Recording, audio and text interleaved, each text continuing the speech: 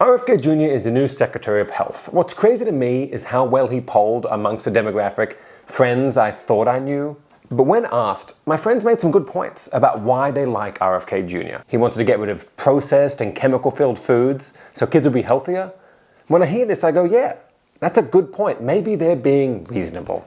But then I remember 15 years ago when Michelle Obama said kids should eat more vegetables, and these same people were like, she can fuck off. We don't want any of your tyrant lettuce. One apple appeared in a school vending machine, and parents threw the whole cafeteria into the Boston Harbor, shouting, no vegetation without representation. To me, this is really hypocritical. Why is effectively the same message, let's make people healthier, loved by the right when RFK Jr. says it, but hated when Michelle Obama says it. Okay, look, yes, of course. Racism and sexism play a part. I mean, the last time we let a woman decide what produce we should eat, we got kicked out of the Garden of Eden. But I think the left are too quick to blame only sexism and only racism when sometimes they would benefit from asking, is there something horrendously wrong and out of touch with the way we, for instance, ran a campaign? The reality is, Democrat messaging can sometimes feel like a nagging mum, and that's not effective. If Chuck Schumer tells me he's worried I'm getting cold and I should put a jacket on, I would rather set myself on fire. But RFK Jr., conversely, is positioning himself more like a cool uncle who says, hey, you can smoke weed here, but no heroin. Okay, a little heroin. Don't tell your mother. What RFK Jr. is offering for nutrition on the surface actually seems really good. To be clear, I'm not talking about his policy on vaccines, COVID, antidepressants, or anything else. But purely on his claims, he wants to make America healthier by reducing ultra-processed foods and getting rid of harmful chemicals in our diet. These are great things. Of course, they're not exactly Republican talking points.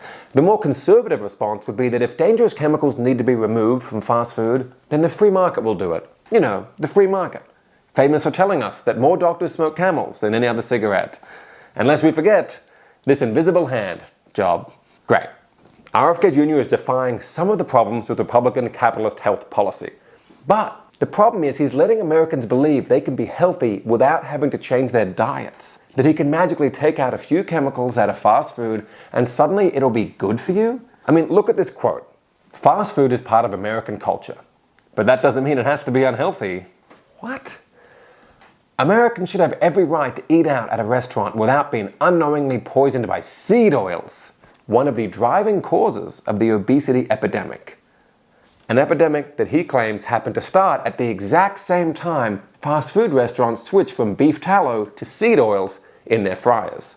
You see, his message is so appealing because he suggests by removing seed oils and certain chemicals like red food dye 3, he can stop the obesity epidemic? Sure, he has 2 words in there about better choices, but the core of his argument that people are hearing is that under his plan, Americans can keep eating fast food and be healthy. Sign me up. While we're at it, let's take the seed oil out of cocaine so it can stop making me impotent. The point is that sometimes your food isn't unhealthy because of one specific chemical. It's unhealthy because it's a triple baconator. You can remove 66% of the baconization and it's still a single baconator. It's as silly as ordering your pint of Ben & Jerry's and asking them for the calories to be removed. It's a lie, but people are eating it up. The truth is, if you take enough chemicals and poisons out of a McDonald's apple pie that it becomes healthy, it would literally just be an apple. And last time we put one of those in a school vending machine, you guys rioted. RFK Jr. loves to say Europe is healthier because they use beef tallow in their fries and we use seed oil. Now, if it turned out Europe didn't use beef tallow in their fries, his whole argument would fall apart. So I'm sure he's done substantial research. Okay, you know what? Maybe the quick search I did was wrong. Maybe there's debate around beef tallow versus seed oils.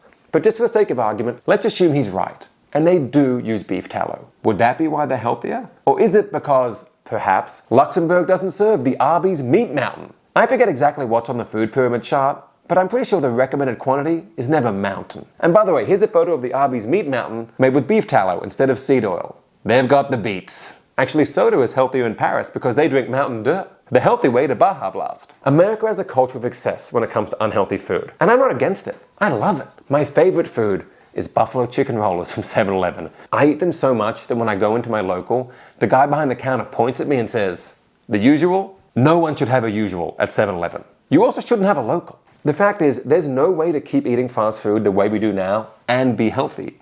It is a lie. And it's frustrating because much of what RFK Jr. is saying is actually correct. America is unhealthy right now. We do need to rally against corporations peddling terrible, ultra-processed food. But it's going to take real change, not just a lateral move that allows RFK Jr. to stick a feather in his cap. Any easy fix isn't a fix at all. It may as well be a bumper sticker. And that's what the MAGA movement is great at. Take an incredibly complex problem with incredibly complex answers and provide a simple solution that doesn't actually work. Their followers believe the solution because they can understand it. And they love it because they don't have to change anything about their behavior. Let's look at some examples. People don't like paying high taxes? Simple. We'll just create the External Revenue Service so other countries pay our taxes. Why didn't I think of that? Intense California wildfires require a global effort to reduce climate change. No, that's way too hard. Why don't we just turn the tap on? People who are unhealthy but don't want to stop eating fast food, just remove the unhealthy chemicals, silly. I mean, why did we even put them in there in the first place? MAGA voters, for a group who claim to be savvy to the tricks of the media, seem to love being sold magic beans. Sorry, diet magic beans. Seed oil free. And it's frustrating because when MAGA sells these fake answers to real problems, it drowns out the actual solutions we need to be implementing.